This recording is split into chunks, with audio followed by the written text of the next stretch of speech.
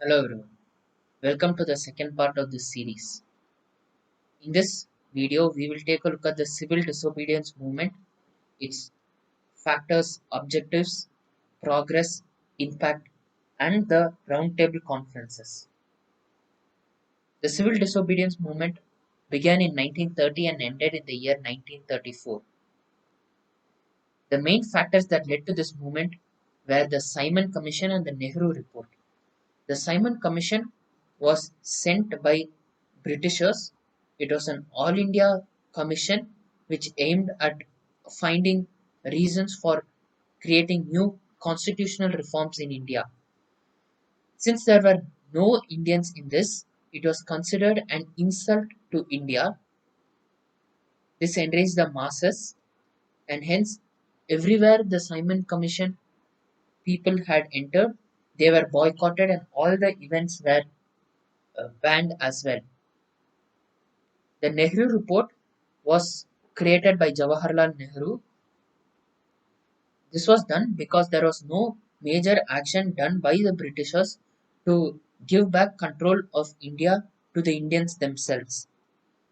Realizing the fact that the British had no intentions of giving up their power and hold over India, Jawaharlal Nehru made propositions in this report that India should be declared a free country on its own, forgetting the fact that the Britishers still had control over India, and only Indian goods should be used by Indians, because if not, then we have control, we have a disadvantage as compared to the Britishers.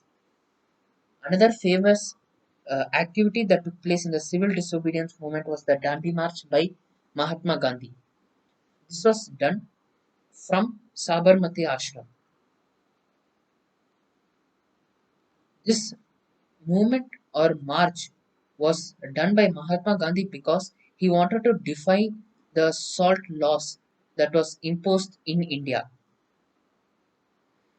The law stated that no Indian had the right to produce or sell salt obtained from the seaside areas, as back then that was the only source of salt for the people. Only the Britishers could do this, and they, as usual, put a very high price on salt.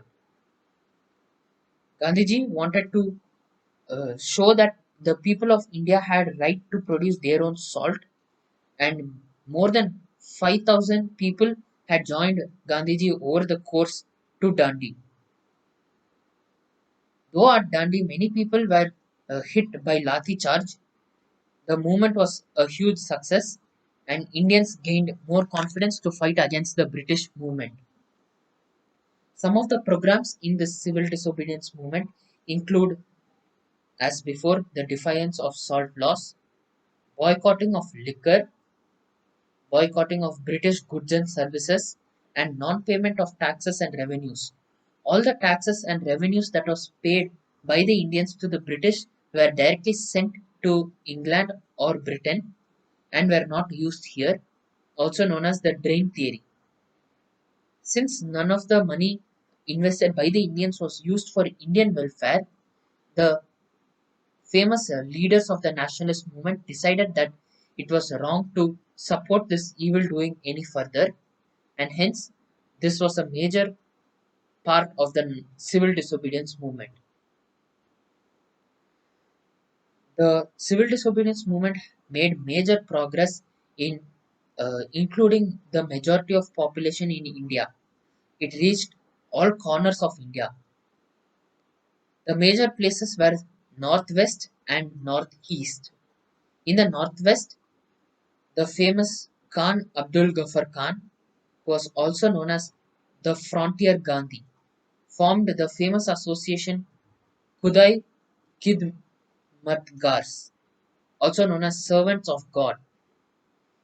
This society aimed to use only non-violence, ahimsa, and satyagraha as a means of putting an end to British rule in India.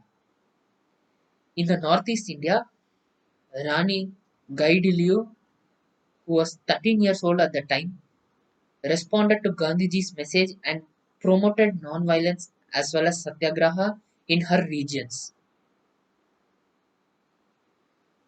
Obviously, since this was a movement against the British rule, there was major repression from the government. More than 90,000 Indians were arrested.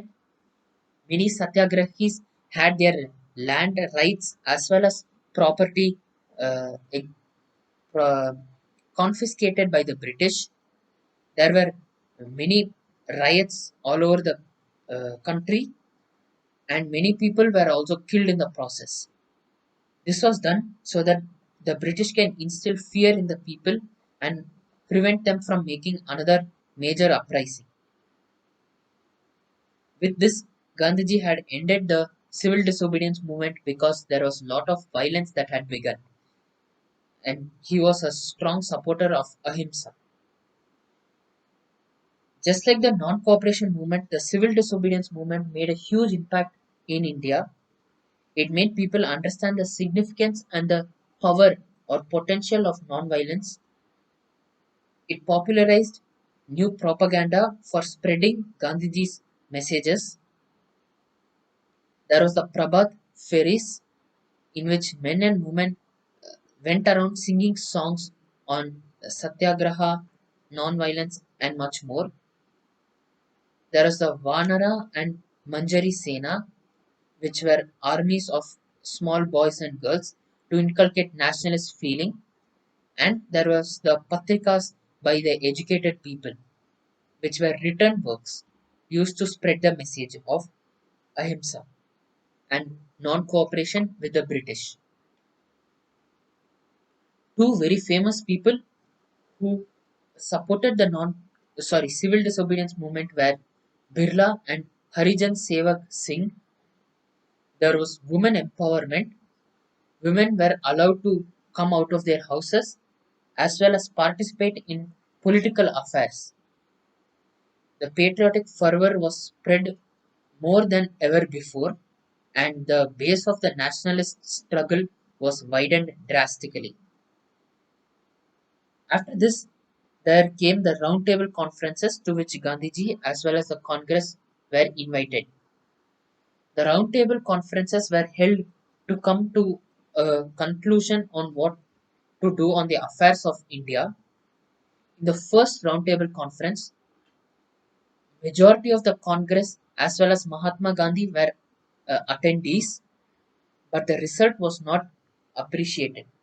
After this came the First World War, which Gandhiji promoted many Indians to join, but even after doing so, the British had not helped Indians. After this came the second roundtable conference, in which Mahatma Gandhi was the only attendee out of all the people from the Indian National Congress or INC. And in the third roundtable conference, there were only a total of 40 delegates, including the people outside of the Congress. It was in the third roundtable conference that communal awards was given due to B.R. Ambedkar's debate on the topic. He told that the lower class people were not supported enough, even though Birla and Harijan Sevak Singh had fought for them. And seeing this as a way of splitting the nationalist unity in Indians, the British had passed the communal awards in which the people based on their religion or caste or creed were split into separate electorates, due to which there was rivalry fanned across the whole country. The Gandhi Irwin Pact was signed to bring about some common grounds for the people of India as well as British, because the British knew that if this continued any further, they would instantly lose their control over India. And Gandhiji also did not want to continue this further because many Indians were dying in the process. The Congress demanded the withdrawal of all ordinances and prosecutions put forward by the British to curb the nationalist movement. All prisoners must be released except for those who are guilty of any crime or violent acts. There must be the upliftment of the salt laws. The British government must provide permission for the peaceful picketing of liquor and foreign cloth shops by Indians. And the British must also restore the confiscated property of satyagrahis. In return, the British also had some demands from the Congress. The Congress had to withdraw the civil disobedience movement.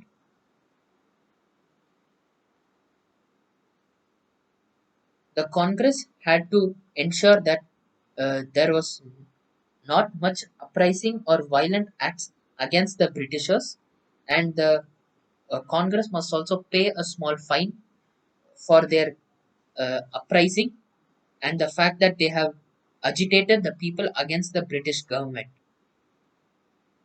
That's it for this video. I hope it was useful. Thanks for watching, and I will see you in another video.